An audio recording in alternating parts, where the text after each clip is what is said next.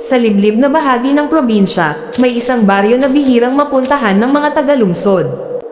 Ang pangalan nito ay Baryo Mapanglo, isang lugar na tila laging balot ng ulap, kahit tirik ang araw.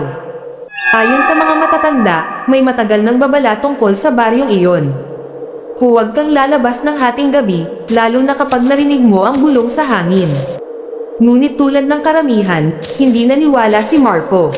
Galing Maynila si Marco, isang vlogger na mahilig sa horror content. Nang marinig niya ang kwento tungkol sa mangkukulam sa baryong iyon, agad siyang pumunta roon para gumawa ng video. Pagdating niya, napansin niya agad ang kakaiba.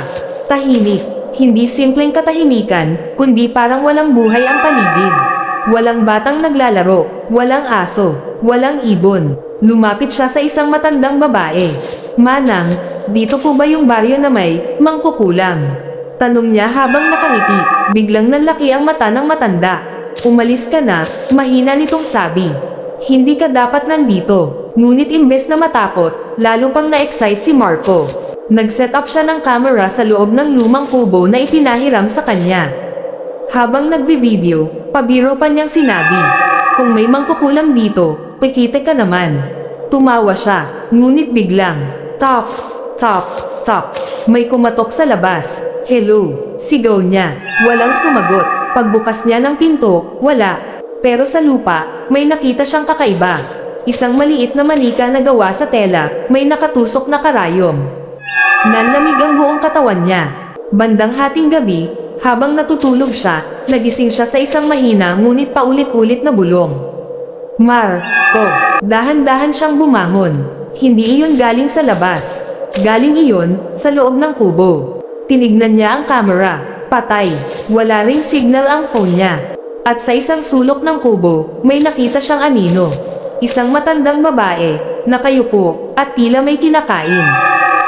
Sino ka?" Nanginginig niyang tanong. Unti-unting lumingon ang babae.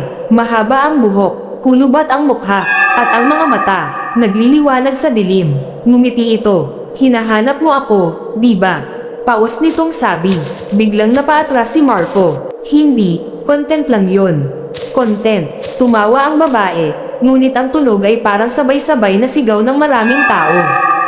Hindi laro ang kulam. Biglang naramdaman ni Marco ang matinding sakit sa dibdib. Napahawak siya. May tumutusok. Parang may karayom sa loob ng kanyang katawan. Napatingin siya sa mesa. Yung manika. Unti-unting tinutusok ng mangkukulam ang manika habang nakatitig sa kanya. At sa bawat tusok, napapasigaw si Marco. "Alam mo ba kung bakit walang umaalis sa baryong ito?" Tanong ng mangkukulam. Hindi makasagot si Marco. Halos hindi na siya makahinga. Nanginginig ang katawan niya habang ramdam ang bawat tusok sa kanyang dibdib. Dahan-daang lumapit ang mangkukulam. Hindi dahil sa takot, bulong nito, kundi dahil wala nang umaalis na buhay. Nanlaki ang mata ni Marco. Ano ibig mong sabihin?" Ngumiti ang babae, mas malawak, mas nakakakilabot. "Lahat ng pumapasok dito, nagiging parte ng baryo." Biglang nagiba ang paligid.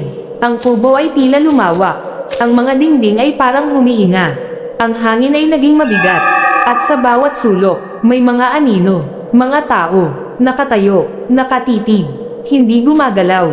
Silang lahat, sabi ng mangkukulam habang itinuro ang paligid, ay mga tulad mo. Mga hindi naniwala. Napansin ni Marco ang isang mukha. Isang lalaki, may hawig sa kanya. May kamera sa leeg. Parehong-pareho. Napaatras siya. Hindi pwede." Tumawa ang mangkukulam. Paulit-ulit lang ang kwento. Unti-unting lumapit ang mangkukulam sa mesa.